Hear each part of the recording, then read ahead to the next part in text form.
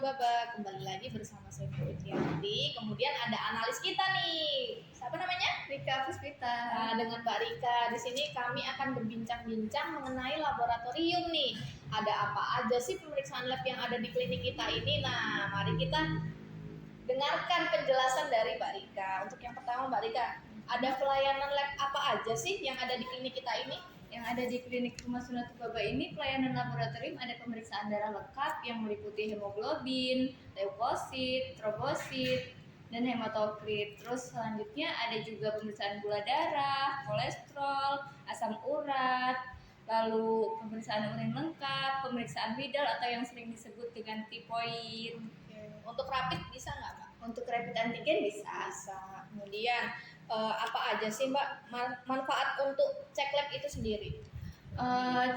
Cek lab itu bermanfaat sebagai penunjang diagnosa suatu penyakit, juga sebagai pemantau perkembangan pengobatan suatu penyakit. Oke.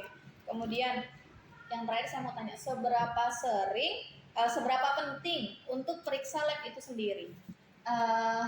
Untuk pemeriksaan laboratorium itu biasanya nih ya, orang-orang tuh kalau misalnya demam 3 hari udah minum obat nih, udah minum obat 3 hari tapi nggak sembuh-sembuh. Nah itu sebaiknya cek lab karena supaya tahu apakah misalnya leukositnya tinggi menandakan adanya infeksi, ataupun misalnya indikasi DBD, trombositnya turun nih. Ya. Tapi itu harus sesuai dengan advis dokter ya, Mbak ya. Jadi misalkan dokter pasien cek nih demam, kemudian dokter bilang harus cek lab, nah baru ketemu dengan Mbak Rika. Kemudian kalau pasien lab ini biasanya nih yang datang sini tuh periksa apa aja sih selain nih cek gula, kemudian asam urat, terus kemudian untuk leukosit itu sendiri itu apa sih? Kadang kan orang awam ini nggak tahu nih leukosit, trombosit itu apa. Nah, boleh nggak Mbak Rika jelasin? Ya, kalau pasien-pasien yang datang ke sini ya, misalnya demam, terus disarankan dokter untuk cek lab. Itu biasanya yang dicek kan HB. HB itu untuk mengetahui apakah orang itu anemia atau tidak. Terus pemeriksaan leukosit. Leukosit itu untuk tahu ada nggak sih infeksi di orang tersebut.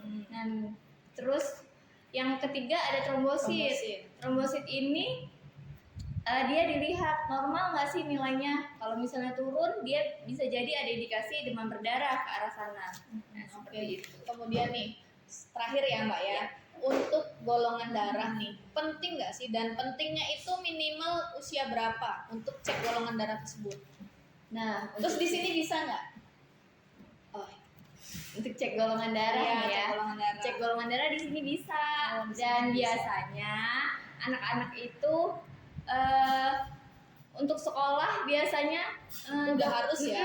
Dokter salah guru pihak sekolah ya sudah itu menyarankan bahwa cek golongan darah. Jadi supaya sejak dini itu bisa tahu golongan darahnya apa sih. Jadi ketika nanti sudah dewasa kita nggak perlu cek ulang lagi. Terus berapa persen kemungkinan kalau untuk cek ulang lagi pernah nggak ada yang beda golongan darahnya?